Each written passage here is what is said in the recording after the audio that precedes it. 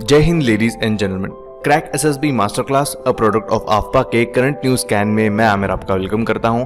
इस एडिशन में हम 4 जून 2020 के करंट न्यूज स्कैन करेंगे। So without any further adieu let's start with the first news. हमारी पहली न्यूज है, what is the name of the portal launched by PM Modi to help the smaller MSMEs by resolving their grievances and complaints. इस question में हम बताना है एक portal का नाम जिसे प्राइम मिनिस्टर मोदी ने लॉन्च किया है। ये पोर्टल जो भी स्मॉलर एमएसएमईज है उनके ग्रीवेंसेस है, कंप्लेंट्स है, उसे रिजॉल्व करने का काम करेगा। ये पोर्टल है ऑप्शन नंबर 3 चैंपियंस, यानी जो भी स्मॉल एमएसएमईज है उन्हें चैंपियन बनने से जो भी ग्रीवेंसेस या फिर तकलीफें उन्हें होती है उसे रिजॉल्व करने के लिए चैंपियन पोर्टल लॉन्च किया गया है। ठीक है, हमारे एमएसएमई मिनिस्टर है नितिन गडकरी। ये लॉन्च किया गया था हमारे प्राइम मिनिस्टर द्वारा। नेक्स्ट है, which among the following day was observed on May 28 annually. इस क्वेश्चन में हमें बताना है May 28 को ऑप्शन में दिए गए कौन सा दिन सेलिब्रेट किया जाता है। ये है option number 3 world dugong day. World dugong day 28 मई को सेलिब्रेट किया जाता है। ठीक है, डुगोंग एक मरीन एनिमल है, मरीन मैमल है और ये इकलौता मरीन वेजिटेरियन मैमल है। ठीक है, इसे सी काउ भी कहते हैं। ये एक्सटिंक्शन होने के कगार पर है, इसलिए इससे रिलेटेड अवेयरनेस फैलाने के लिए 28 मई को ये दिन सेलिब्रेट किया जाता है, वर्ल्ड डुगोंग डे। नेक्स्ट है, P Namgyal belongs to which field. P Namgyal किस फील्ड से रिलेटेड थे हमें ये बताना है। तो पी नामग्याल थे पॉलिटिशियन, ये कांग्रेस पार्टी से जुड़े हुए थे कि लद्दाख से चुनाव लड़ते थे। ठीक है, इनका रिसेंटली देहांत हो गया, इस वजह से ही न्यूज में थे। नेक्स्ट है, when was global day of parents celebrated annually. इस क्वेश्चन में हमें बताना है कि वर्ल्ड पेरेंट्स डे कब सेलिब्रेट किया जाता है, ग्लोबल डे ऑफ पेरेंट्स कब सेलिब्रेट किया जाता है। तो ये सेलिब्रेट किया जाता है 1 जून को। 1 जून को ये डे सेलिब्रेट किया जाता है यूनाइटेड नेशंस द्वारा। वहीं अगर नेशनल पेरेंट्स डे की बात की जाए तो नेशनल पेरेंट्स डे सेलिब्रेट किया जाता है जुलाई 26 को।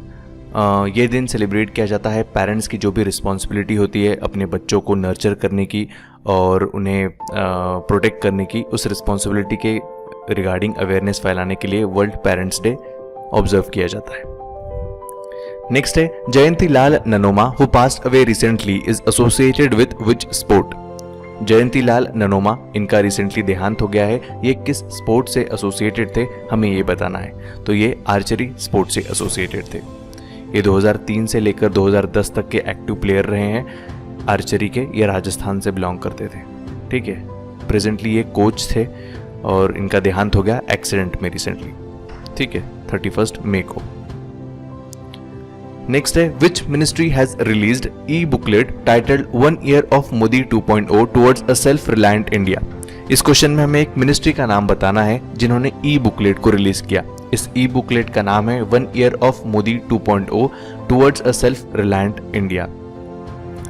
ये मिनिस्ट्री है option number 3 ministry of information and broadcasting.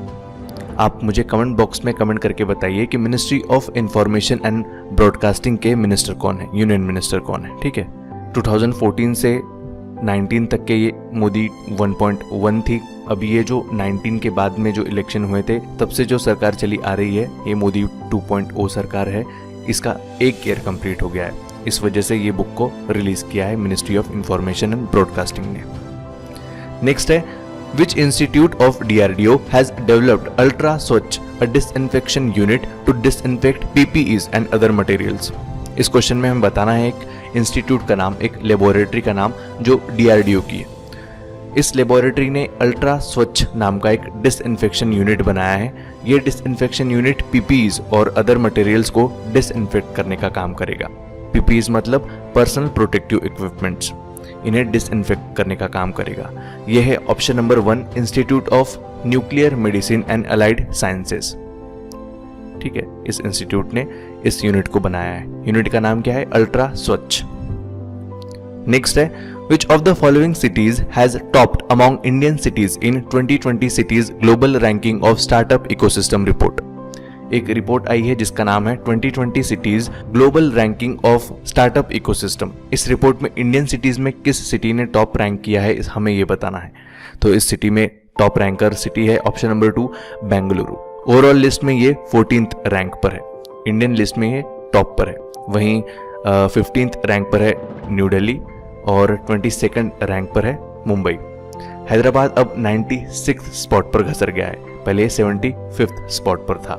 इसमें सबसे ज़्यादा छलांग लगाई है मुंबई ने, यानी पहले 29th स्पॉट पर था, अब ये 29 से सीधा 22 स्पॉट पर पहुंच गया है। बाकी इन दोनों ने, बेंगलुरु और न्यू दिल्ली ने 3-3 स्पॉट की छलांग लगाई है, यानी पहले ये 17 पर था और ये 18 पर था लास्ट ईयर, अब ये 14th और 15th पर है। तो इस क्वेश्चन का आंसर हो गया ऑप्शन नंबर 2 बेंगलुरु। नेक्स्ट है, what is the rank of India in countries global ranking of startup ecosystem 2020 report release by startup blink. Startup blink नाम की एक ऑर्गेनाइजेशन है, इन्होंने एक रिपोर्ट रिलीज की। इस रिपोर्ट का नाम है countries global ranking of startup ecosystem. इस रिपोर्ट में जो रैंकिंग की गई देशों की, उसमें इंडिया का रैंक क्या है हमें ये बताना है। तो इसमें इंडिया है 23rd नंबर पर। इसी तरह से और भी कंट्रीज है जिन्हें रैंक किया गया है और इन रैंकिंग में टॉप किया है यूएस ने, दूसरे नंबर पर है यूके यूनाइटेड किंगडम और तीसरे नंबर पर है इजराइल। ठीक है, last year India 17th position पर था, यानी 2019 की रिपोर्ट में इंडिया का रैंक था 17th, लेकिन अब ये घसर के 23rd पर चला गया है। नेक्स्ट क्वेश्चन है, PM Narendra Modi has appointed a committee to solve the difficulties in the implementation of 3 lakh crore rupees free loan for MSMEs. हमारे प्राइम मिनिस्टर ने एक कमेटी अपॉइंट की है। ये कमेटी जो भी डिफिकल्टीज आ रही है एमएसएमईज के कोलैटरल फ्री लोन को इम्प्लीमेंट करने के लिए, ये 3 लाख करोड़ रुपीस के कोलैटरल फ्री लोन है, इन्हें इम्प्लीमेंट करने के लिए जो भी डिफिकल्टीज आ रही है उसके रिगार्डिंग एक कमेटी बनाई है। ये कमेटी कौन हेड कर रहा है हमें ये बताना है। इसे हेड कर रहे हैं option number 2, option number 1 Rajnath Singh. हमारे डिफेंस मिनिस्टर इस कमेटी को हेड करेंगे।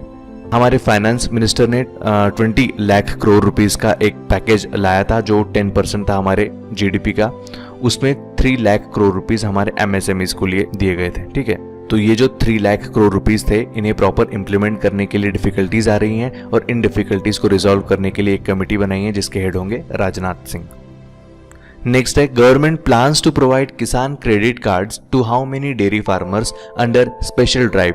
इस क्वेश्चन में हमें बताना है एक स्पेशल ड्राइव के अंदर गवर्नमेंट कितने फार्मर्स को, डेयरी फार्मर्स को किसान क्रेडिट कार्ड प्रोवाइड करेगी। तो ये हो गए option number 2, 1.5 crore dairy farmers को गवर्नमेंट ये किसान क्रेडिट कार्ड प्रोवाइड करेगी। ठीक है, नेक्स्ट है, how many states joined the one nation one ration card as per consumer affairs food and public distribution minister Ram Vilas Paswan. Ram Vilas Paswan consumer affairs food and public distribution minister है। इनके according one nation one ration card इस मुहिम को join करने वाले अब कितने states और यूनियन टेरिटरीज हो गए? तो ऐसा करने वाले हो गए total 20 union territories and states. Next है, which of the following is the name of the special micro credit facility scheme launched by ministry of housing and urban affairs for providing affordable loans to street vendors. इस question में हमें एक scheme का नाम बताना है जो credit facility provide करेगी स्ट्रीट वेंडर्स को। ये अनाउंस की है ministry of housing and urban affairs ने। इस स्कीम के under street vendors affordable loans उठा सकेंगे। तो ये स्कीम है ऑप्शन नंबर 4 पीएम स्वनिधि योजना। मैं एक बार फिर से रिपीट कर देता हूं, एक क्रेडिट फैसिलिटी स्कीम प्रोवाइड करेगी ministry of housing and urban affairs. इस स्कीम को यूज करके जो स्ट्रीट वेंडर्स होते हैं ये अफोर्डेबल लोन्स उठा सकेंगे। तो ये स्कीम का नाम है पीएम स्वनिधि योजना।